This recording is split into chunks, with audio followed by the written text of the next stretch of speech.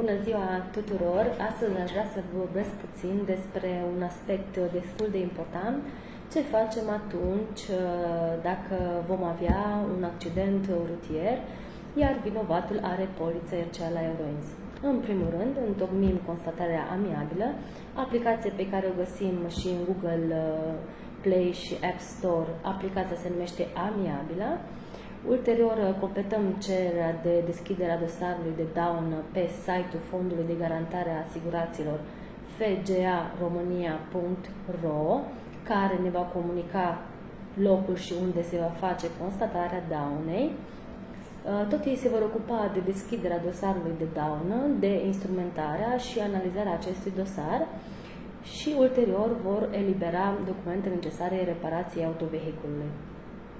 Pentru orice alte informații și lămuriri, aștept să mă contactați. O zi frumoasă tuturor!